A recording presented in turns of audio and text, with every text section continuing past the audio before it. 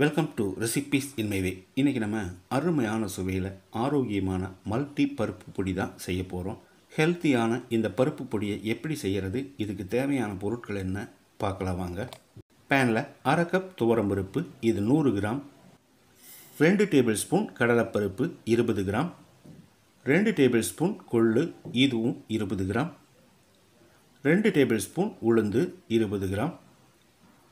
1 table spoon மிளகு, இது 10 gram. 4 வரமிளகாய், 2 கொத்து கருவேப்பிலை. மிதமான தீயில ஒரு 1.5 நிமிஷம் இதை கருகாத அளவுக்கு வறுக்கணும்.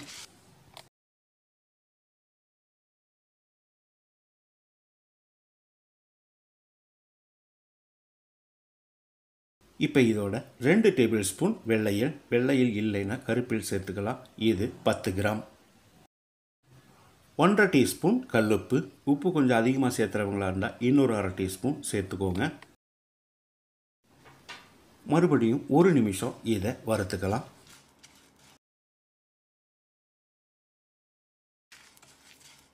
நல்லா வாசனை வர்ற அளவுக்கு எல்லாமே வறுபட்டுருச்சு. இதை எடுத்து ஒரு பிளேட்டில் கொட்டி ஆற வச்சிடலாம்.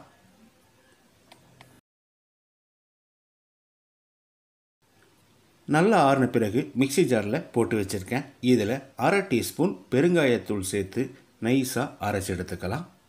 இந்த பருப்பு பொடியை சாதத்தில் போட்டு நெய் ஊற்றி சாப்பிடும்போது ரொம்பவே பிரமாதமாக இருக்கும். ஹோட்டல் ஸ்டைலில் அருமையான சுவையில் நான் செஞ்சுருக்கிற இந்த மல்டி பருப்பு பொடியை இதே மாதிரி இதே அளவுகளோடு நீங்கள் செய்து பாருங்கள். இந்த வீடியோ பிடிச்சிருந்தால் லைக் பண்ணுங்கள், கமெண்ட் பண்ணுங்கள், ஷேர் பண்ணுங்கள். சப்ஸ்கிரைப் பண்ணாதவங்க சப்ஸ்கிரைப் பண்ணுங்கள். மறக்காமல் பெல் பட்டனை கிளிக் பண்ணுங்கள்.